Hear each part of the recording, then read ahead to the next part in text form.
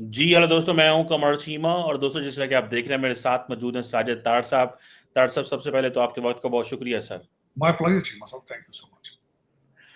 तार साहब, काफी दिनों के बाद बात कर रहे हैं आज। तार साहब, पहले तो प्राइम मिनिस्टर मोदी 9 दिनों के ट्रिप पे निकले हुए थे दुनिया के, स्टार्टिंग फ्रॉम अफ्रीका और अभी ब्राजील। और ब्राजील में जो है वहां पे ब्रिक्स समिट हुई है। वहां पे ट्रम्प साहब ने धमकी लगाई है, अगर तुमने कुछ किया तो मैं आपको जो है वो टैरिफ लगा दूंगा। और दूसरा, दो तार साहब इंपॉर्टेंट चीजें हैं कि एक क्वाड की मीटिंग हुई और दूसरा ब्रिक्स की मीटिंग हुई। इसमें कहा गया कि पहलगाम का जिक्र नहीं किया गया, वैसे टेररिज्म का जिक्र जो है वो किया गया है। तो ये एक पाकिस्तान इसको समझता है कि उसकी जीत है, कि अब दुनिया जो है वो पाकिस्तान की स्टोरी पे यकीन कर रही है कि ये इंडिया फॉल्स फ्लैग ऑपरेशन करवा रहा है फॉर इट्स पॉलिटिकल ऑब्जेक्टिव। ये पाकिस्तान का नैरेटिव आपको पता था मौजूद है। दूसरा तार साहब, ये भी बताइएगा कि जो नेतन्याहू साहब अमेरिका पहुंचे हुए हैं, वो क्या कर रहे हैं और वहां पे क्या कोई सिचुएशन नजर आ रही है, कोई नॉर्मलाइजेशन होने वाली है? तीसरा, पाकिस्तान के अंदर भी इमरान खान के जो बच्चे हैं वो सुना तहरीक चलाना चाहते हैं। तारड़ साहब कहते हैं हमने पाकिस्तान आना है, हमारे पापा को रिहा करें। तो वो भी राना सनाउल्लाह यहाँ पे पाकिस्तान में मिनिस्टर साहब हैं, वो कहते हैं ऐसा इन्होंने फाड़ के अंदर करना है, ब्रिटिश एम्बेसी इनको रिहा कराएगी, हमने नहीं करने फिर इनको देना। तारड़ साहब, कैसे देखते हैं ये इंटरनेशनल, रीजनल और डोमेस्टिक जो सिचुएशन है हमारी? चीमा साहब, सबसे पहले शुरू करते हैं कि भारत का जो खासकर इस वक्त जो ब्रिक्स पे आना, और उससे पहले डॉक्टर जयशंकर साहब का किसी टैरिफ के ऊपर किसी भी सेटलमेंट के बगैर वापस चले जाना। फिर जाने से पहले उन्होंने एक इंटरव्यू दिया है, दो चार चीजें। एक इंटरव्यू दिया उन्होंने जाने से पहले, फिर उस पर, और फिर उसके बाद शशि तरूर उनका एक इंटरव्यू अल जजीरा पे आया। ये सारी चीजें इस पे बात करते हैं। लेकिन इसको मैं सम अप करने की कोशिश करता हूं कि इस वक्त दुनिया के अंदर ठीक फॉरेन पॉलिसी क्या है और गलत फॉरेन पॉलिसी क्या है।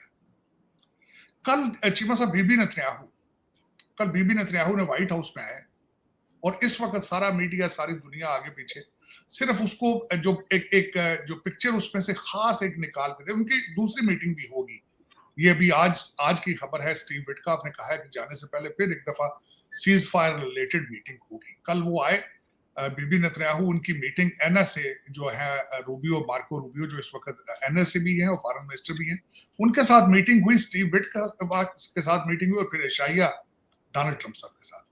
जो एक चीज निकाली गई, लोगों को दिखाने की कोशिश की गई है, वो ये है कि उन्होंने एक लेटर डोनाल्ड ट्रंप साहब को दिया है, जो उन्होंने नोबेल पीस प्राइज कमेटी को लिखा। वो क्या है? वो खुशामद है। दुनिया की वाहिद सुपर पावर का जो इस वक्त जो की गाड़ी का ड्राइवर है, उसकी खुशामद की जा रही है कि देखिए जी, नोबेल पीस प्राइज। और डोनाल्ड ट्रंप साहब ने फिर इंडिया पाकिस्तान की बात कर दी वहां। दूसरी तरफ ना सिर्फ 8 दफा भारत ने ट्राई की है पाकिस्तान का नाम पहलगाम में डलवाने के लिए, 8 जगहों पे। चाहे वो क्वाड था, चाहे G7 थी, चाहे वो ब्रिक्स है, जो कुछ भी है, और 8 दफा पाकिस्तान का नाम उसमें नहीं लिया गया, नंबर 1। दूसरा, को मेरे ख्याल है 30 दफा इन्होंने कहा है दुनिया का कि डोनाल्ड ट्रंप का इसके साथ लेना देना कोई नहीं।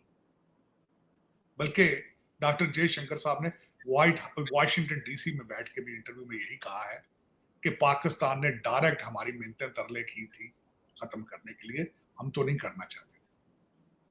अब आप इसमें से ये मुझे कंक्लूड करके बताएं कि डोनाल्ड ट्रंप साहब के साथ मेरा मकसद है कि आसान लफ्जों में, मैं पंजाबी का लफ्ज नहीं इस्तेमाल करना चाहता, कि डोनाल्ड ट्रंप साहब के साथ अब चलें, आप उनकी पोजीशन को अंडरमाइन करें, आप उनकी बयानिए को बार बार उसको रद्द करें कि Donald Trump has nothing to do with it, Donald Trump has nothing to do.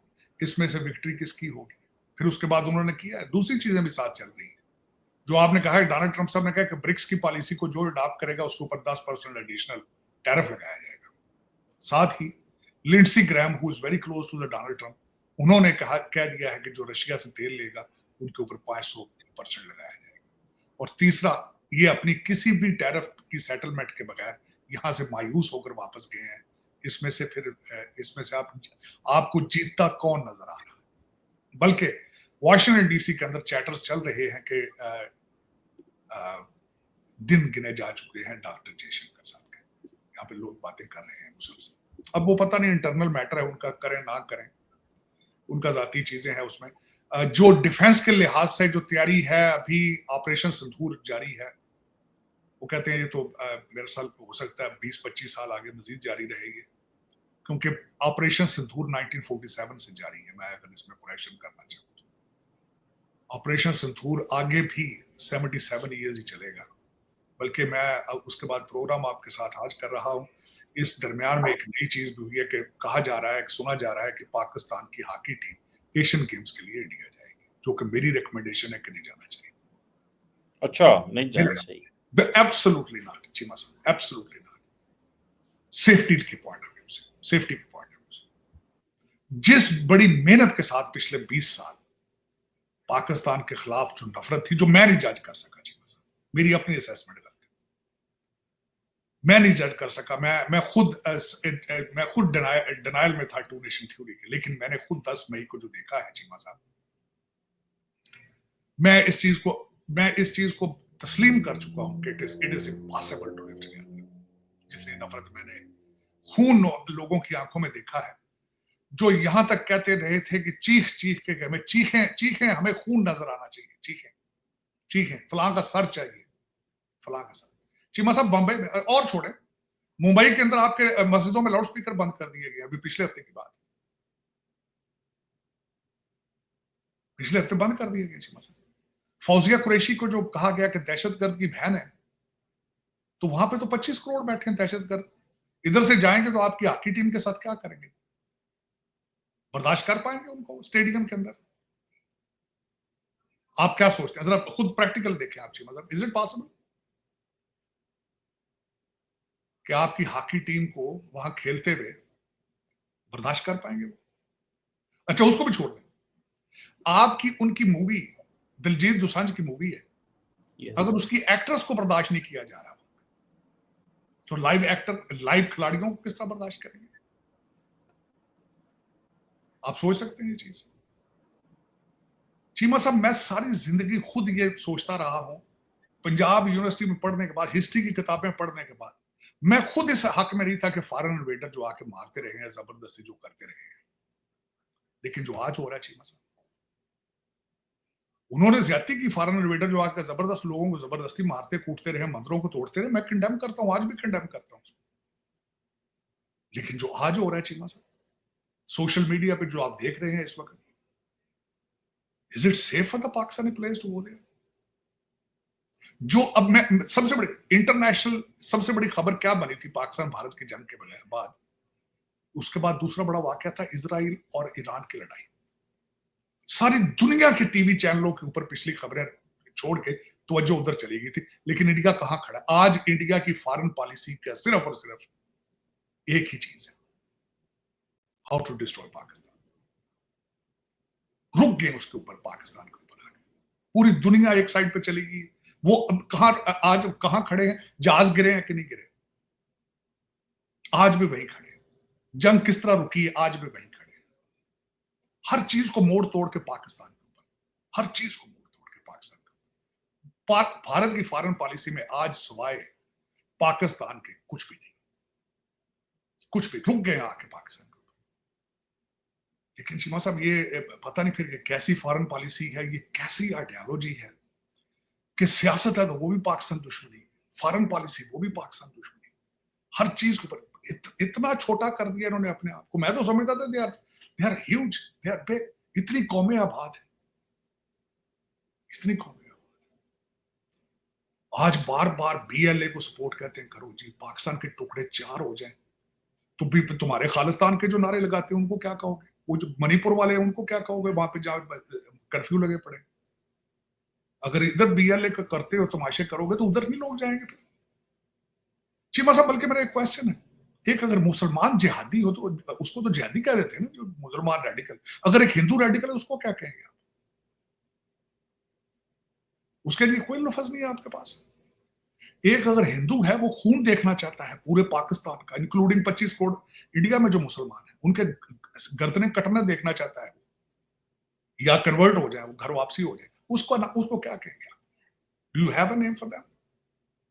यही अफसोस कि दुनिया का टारगेट इस वक्त यही है।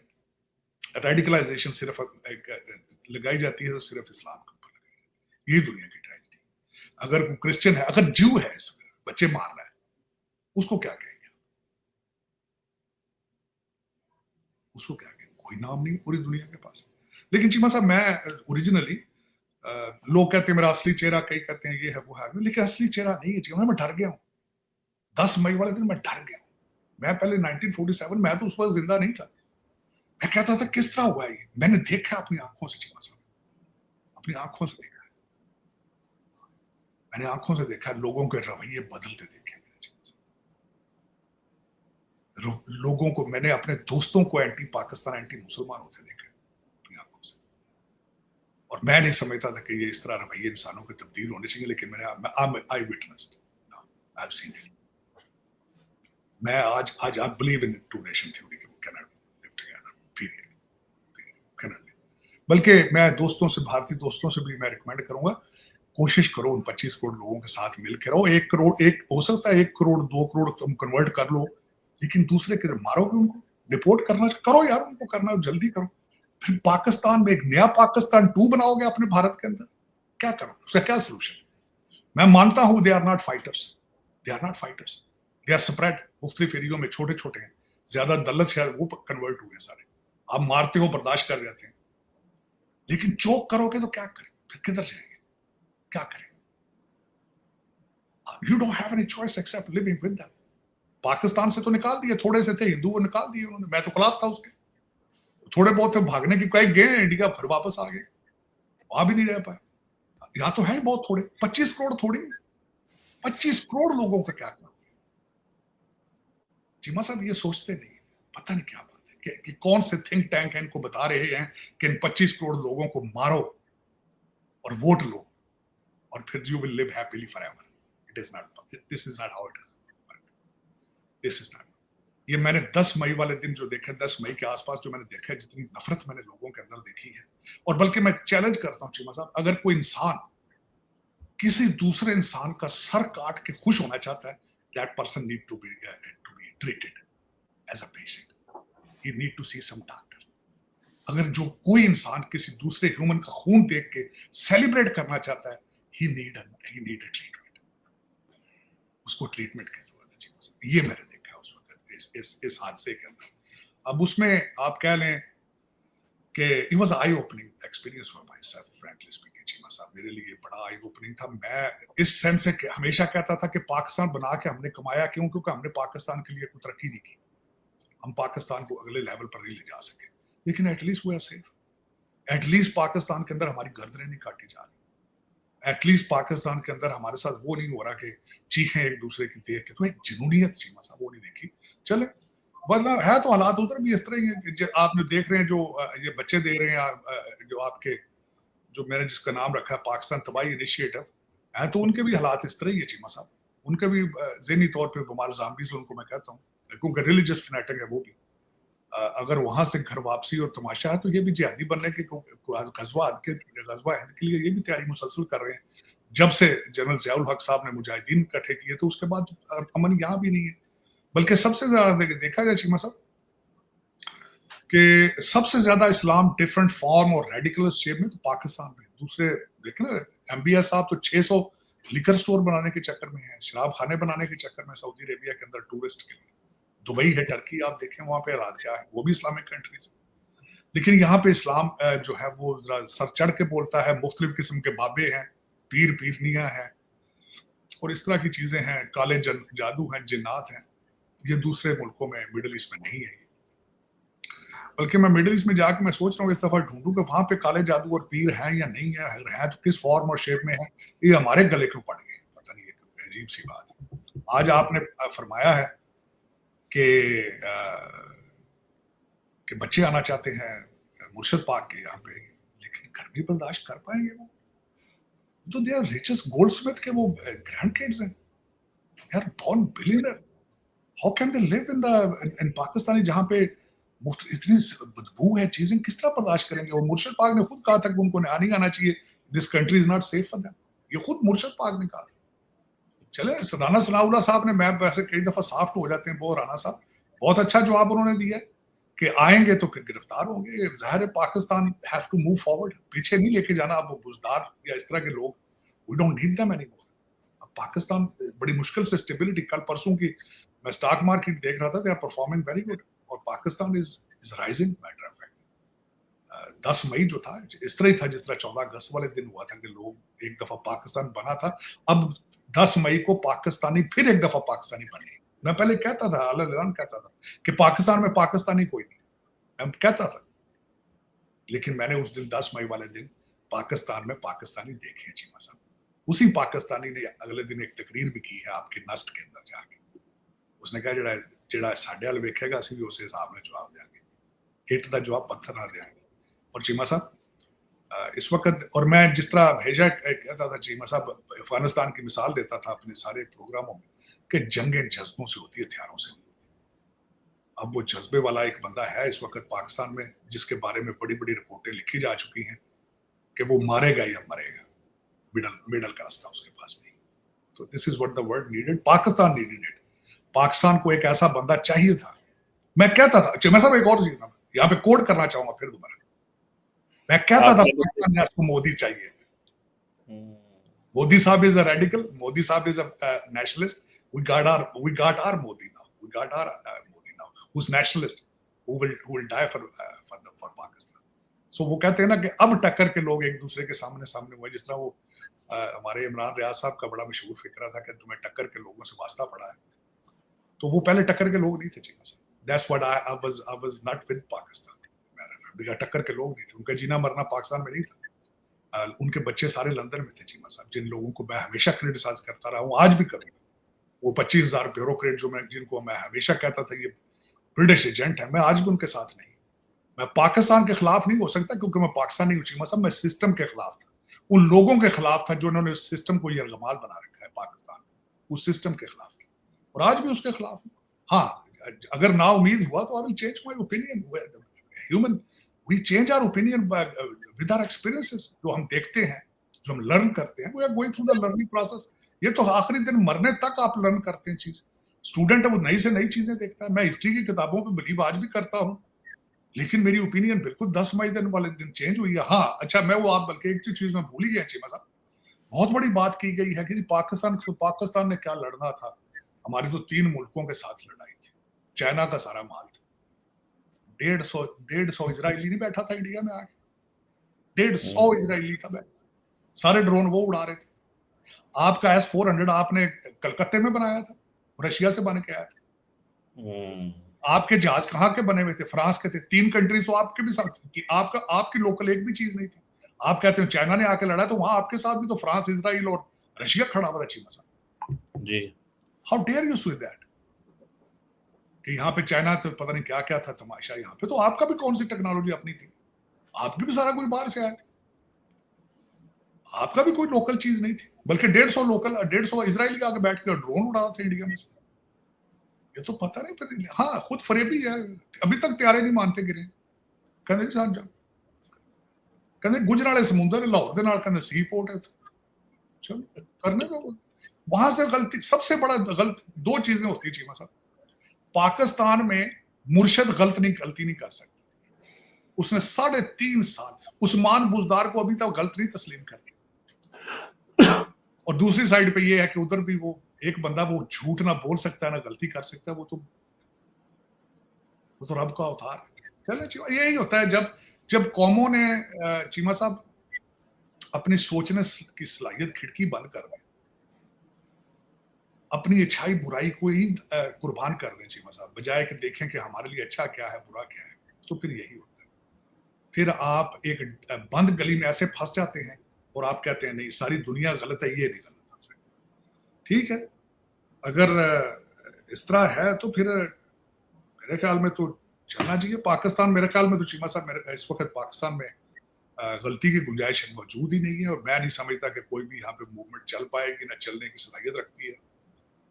बल्कि आज की खबर थी कि 27 जर्नलिस्ट हैं, उनके यूट्यूब चैनल्स और दूसरी चीजें बंद हो रही। मैं बड़ा इस पर खुश हूँ, ठीक है, करना चाहिए बिल्कुल। दुनिया के कौन सा कोना है चीमा साहब, आपका नहीं है, आपके चैनल बंद है, तो जी, यहाँ पे इंडिया में बंद है, बंद तो है। यहाँ पे बंद होना चाहिए।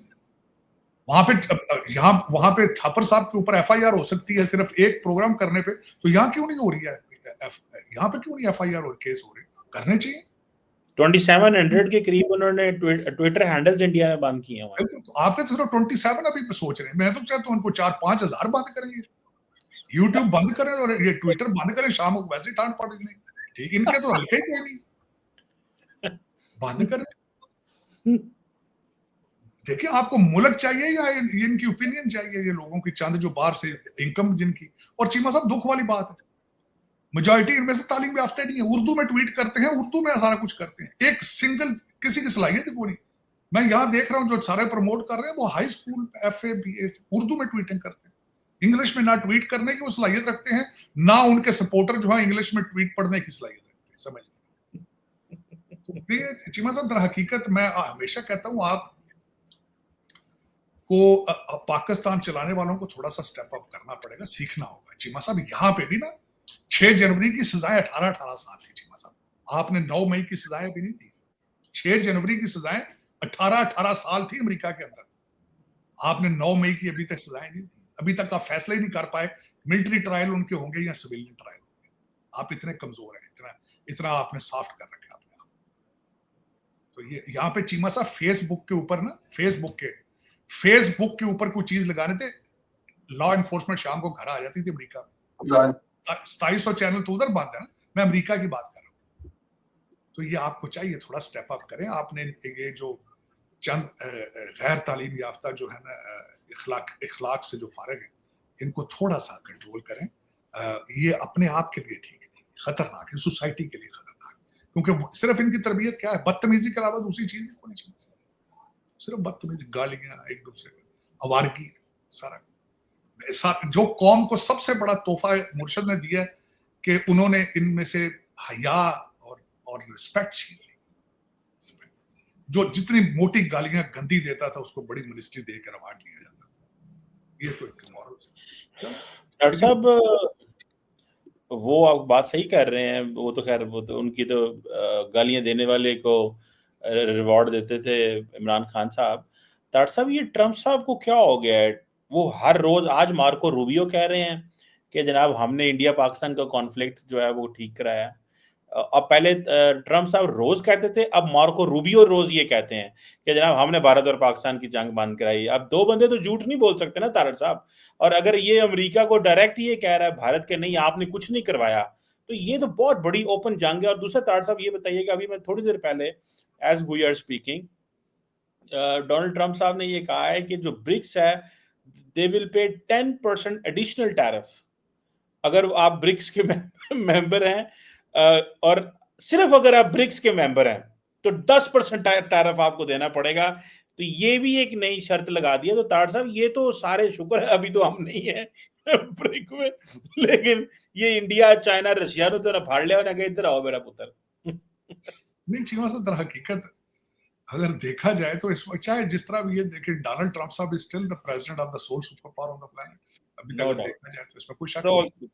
और दूसरा आपकी दर हकीकत ये होता है कि इस वक्त मैंने आपको पहले भी कहा था कि मैं समझता हूं कि भारत को अपने प्लान बी पे चले जाना चाहिए था। नहीं जा रहे हैं तो उनका अपना नुकसान कर रहे हैं, अपना करेंगे, मजीद नुकसान करेंगे।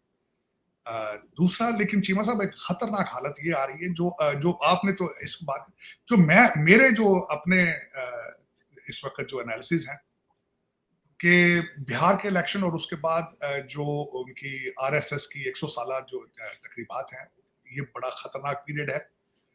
ये जो दूसरी साइड से बार बार ये आपके संतूर जो बार बार वो कहते हैं कि स्टिल इज ऑन, और जिस तरीके से असला खरीदने की कोशिश की जा रही है, उसी के जवाब में आपके आर्मी चीफ साहब जो है उन्होंने नस के अंदर कई रिपोर्टों की बेस पे ये कहा गया, वरना इतने सख्त अल्फाज इस्तेमाल करने की जरूरत नहीं थी। लेकिन ये कि आपका जो अभी तक तसादम है, ये जो भारत जितना जख्मी है इस वक्त, दो प्लान इस वक्त किए जा रहे हैं। या तो पाकिस्तान के अंदर दहशत गर्दी को इतना प्रमोट किया जाएगा थ्रू द BLA और TTP कि Pakistan should have will retaliate itself. एक प्लान ये होगा, या दूसरा अटैक करेंगे पाकिस्तान पे। तीसरी बात चीमा साहब, ये जो खासकर इस वक्त बड़े खतरनाक चीजें डिस्कस हो रही हैं। गाजा के लिए कोई अभी सही प्लान सामने नहीं आ रहा है चीमा साहब। दूसरा, हमास अभी तक कई चीजों से वो भी एग्री नहीं कर रहे हैं चीमा साहब। तीसरी, इन्होंने पिछले दिनों एक वेस्ट बैंक के अंदर एक नया खलील, दौलत अल खलील क्रिएट करने की कोशिश की है, वहां पे डीरेल करने की, फलस्तीन के टू नेशन जो उसका टू स्टेट थ्योरी थी उसको डीरेल करने के लिए एक नया जिसका नाम था वादी जाबरी, जिसका उसका एक लेटर लिखा गया है। तो कई चीजें इस वक्त चल रही हैं चीमा साहब। डोनाल्ड ट्रम्प साहब is under lot of stress, under lot of pressure, जिसको देखा जाए। और ये हर चीज इस वक्त दुनिया के जितने मसाइल हैं they are interrelated with each other, interrelated. अगर यहाँ पे सीज फायर कराने में नाकाम होंगे, उसका इम्पैक्ट ये जो बार बार भारत की तरफ से डिनायल आता है उस पर भी जाएगा। उसके बाद यूक्रेन से बड़े डिसअपॉइंटेड डोनाल्ड ट्रम्प साहब की अगले दिन 1 घंटा बाद जो पुतिन साहब के साथ हुई है, that did not concluded into the positive side. बड़ी फ्रस्ट्रेशन थी। और उस जिस दिन बात की ट्रम्प साहब ने, उस रात को सबसे बड़ा हमला रशिया ने किया था। 700 मिसाइल्स मारे थे कीव के ऊपर। तो दर हकीकत इस वक्त अगर चीजें देखी जाए तो डोनाल्ड ट्रम्प साहब is facing a lot of stress and frustration, frustrated नजर आ रहे हैं। अभी तक कोई भी खातर खा किसी जगह पे भी उनको रिस्पॉन्ड नहीं मिल रहा। फ्रस्ट्रेशन सबसे ज्यादा उनको रशिया की तरफ से है, और दूसरी ये बार बार ये भारत की तरफ से जो रिस्पॉन्ड आता है कि America has nothing, Donald Trump has nothing to do with it, यहाँ से भी फ्रस्ट्रेशन है। और तीसरी, गाजा की तरफ से देखा जाए तो नेतन्याहू जो है वो, उनके भी पॉलिटिकल फ्यूचर कोई नहीं है, और वो किस किस्म का एग्जिट चाहते हैं वहां से। टू स्टेट अगर दें, उस पर एग्री करते हैं तो ultimately is over. And Israel is, वहां पे जो रेडिकल्स हैं दे कैनॉट, सोच भी नहीं सकते टू स्टेट थ्योरी के बारे में। अब देखें, आजकल में ही उनके जाने से पहले फिर दोबारा मुलाकात होगी उनकी डोनाल्ड ट्रम्प साहब के बारे में, सीज फायर के बारे में।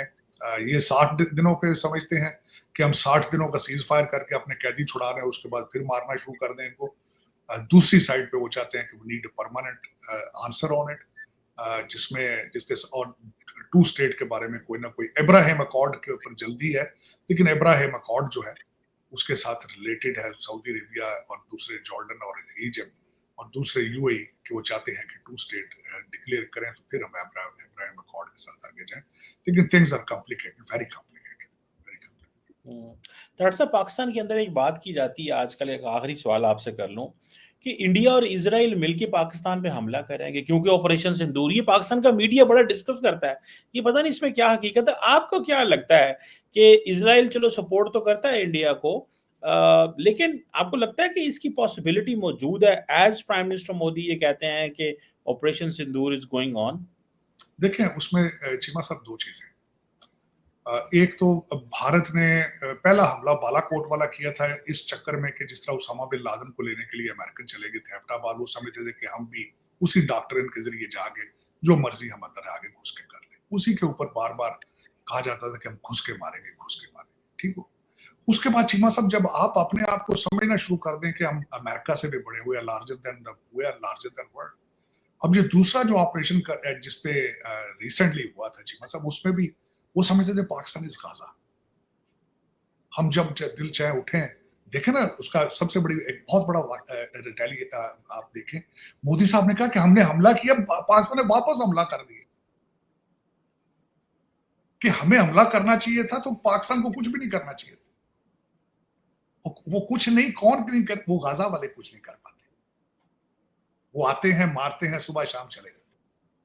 सो this is what the expectations were, कि हम जाएं 6-7 शहरों में हमले करें, अपने सारे पेलोड फेंकें, मारें जो कुछ, और शाम को ये कहते हैं thank you so much, thank you so much. तो चीमा साहब दर हकीकत, और ऐसे ही होना था अगर हमारी पिछली आर्मी के जो हेड थे, जिस तरह के वो कहते थे हमारे टैंकों को जंग लग चुका है, हमारे पास डीजल जंगों का नहीं है, जो जंग लड़ने से पहले ही हार चुके थे जंग, जो जंग का नाम लेने से भी डरते थे। हमारे मुर्शद पाक ने असेंबली में खड़े होकर कहा था मैं उन जंग शुरू कर दें। तो इसने की है ना, इस वजीर आज़म ने भी तो किया ना, हमला तो किया है ना। फिर वही नहीं, हमला किया, जंग शुरू, लेकिन चीमा साहब जंग का जवाब जंग से दिया गया ना। नहीं, बिल्कुल सही बात। चीमा साहब जंग का जवाब जंग से दिया गया। आर्मी चीफ ने तोड़ा पाट दिया ना सर, कोई बात शक नहीं है। चीमा साहब इस वक्त नहीं, इसमें चीमा साहब खासकर जो बात इस सऊदी फॉरेन मिनिस्टर सुन के गया था, जो सालसी के लिए आया था, जो रिस्पॉन्ड वो लेकर गया था चीमा साहब, वो एक फौजी का रिस्पॉन्ड, एक पाकिस्तानी फौजी का रिस्पॉन्ड था। तो वो मैं यही तो कहता हूँ कि मैं जिस तरह दुआ करता था, मैं हमेशा कहता था पाकिस्तान को भी मोदी चाहिए। We got Modi now in Pakistan. वहां पे रेडिकलाइजेशन है, यहाँ पे भी रेडिकलाइजेशन। वो कहते हैं भारत माता की जय, ये भी कहते हैं पाकिस्तान हमेशा जिंदाबाद। तो ठीक चीमा साहब, फिर इस तरह ही होता है, इस तरह ही होना चाहिए मेरे ख्याल में। डू और डाई इस तरह ही होना चाहिए चीमा साहब। इस तरह तो नहीं कि आप घर आएंगे तो आगे वो फुल हार डालेंगे आप। पहले तो ये होता रहा है ना आपके पास। लेकिन चीमा साहब लेकिन अब चीजें दे आर डिफरेंट पाकिस्तान। और तीसरी जगह चीमा इतनी नफरत, इतनी जितनी मैंने नफरत देखी है, मैं खुद इस हक में नहीं हूँ। ह्यूमन सफरिंग के मैं आज भी खिलाफ हूँ, मैं सख्त खिलाफ हूँ। मैं किसी जानवर की सफरिंग नहीं दे सकता, लेकिन आप ये कहें कि आप बिल्कुल किसी के घर जाके उसकी सेल्फ रिस्पेक्ट और उसके बच्चों को मारेंगे, उनके ऊपर अटैक करेंगे, अब ये कुछ, और जाती दफा आप आपके गले में हार डाल के कहेंगे थैंक यू सो मच, इस तरह नहीं होगा। गाजा के पास भी है कुछ नहीं बेचारे, तो भी पटाखे मार दिया आपने। सुसाइड बॉम्बिंग सारी कुछ तो फलस्तीन से शुरू हुई हुई चीमा साहब। लेकिन ये कि this is wrong, whatever is going on is not good for the humanity, is not good. 21st century में इस तरह की हरकतें, इस तरह की सोचें नहीं होनी चाहिए। मार शार के सारा कुछ, फिर अगर टेबल पे बैठना है तो माओ के बच्चे क्यों मार के टेबलों पर बैठते हो? फिर पहले ही बैठ जाओ टेबल पर, पहले ही डायलॉग कर लो। यस। लेकिन ये एक अफसोस की बात है, अना है जब हमने सीखे ही कुछ नहीं चाहिए। गार की दुनिया में, पत्थर के जमाने में आज भी रह रहे हैं।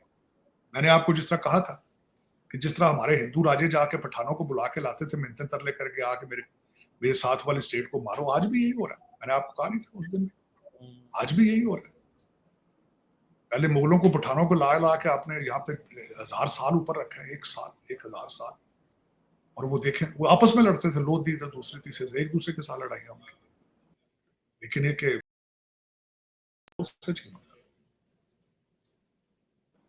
बिल्कुल सही कह रहे हैं तार साहब। ये जो सिचुएशन है यहाँ पे अफसोस ही किया जा सकता है, और मेरा ख्याल है लीडरशिप को मैग्नेनिमिटी दिखानी चाहिए। आप जिस तरह आप कह रहे हैं कि पाकिस्तान के अंदर भी बड़ी एक सख्त लीडरशिप है जो कि बड़ा टफ स्टांस लेके बैठी हुई है, और अब टिट फॉर टैट ही होगा अगर भारत ने मिस कैलकुलेशन की। मेरा ख्याल है पैगाम चला गया, शायद अब चीज़ें ठंडी होंगी, नज़र तो यही आता है तार साहब। मेरा ख्याल चीमा साहब शुरू होगा 2026 में। मेरा ख्याल अगर 2026 तक दूसरा युद्ध ना हुआ तो हो सकता है मैं जो सोच रहा हूँ 2025 के अंदर जिस तरीके से घबराहट है दूसरी साइड पे, जिस तरीके से परेशानी है, उससे लग रहा है कि 2025 के अंदर दूसरा युद्ध कोई ना कोई होगा। और दूसरा युद्ध जो होगा कैलकुलेटिव होगा, बड़ा सीरियस किस्म का। उसकी वजह यह है कि मैंने कल दोबारा फिर आसिम मुनीर साहब की, जनरल आसिम मुनीर की स्पीच सुनी नस के अंदर, एंड ही इज डिटरमिन्ड। वो इस तरह नहीं है कि प्लेट में रख के सारी चीजें वो कहेगा कि आओ इधर कोई 80 त्यारे आए तो मार के तो आप चले जाए, तो आगे से फूल जाती दफा गुलाब के फूल इनको दे देंगे, वो इस तरह नहीं होगा। इफ यू आर ऐसे टिट फॉर टैट होगा। बिल्कुल ऐसे ही है। Thank you very much Sajid Tar साहब sir, it's always pleasure talking to you. वक्त का बहुत शुक्रिया सर।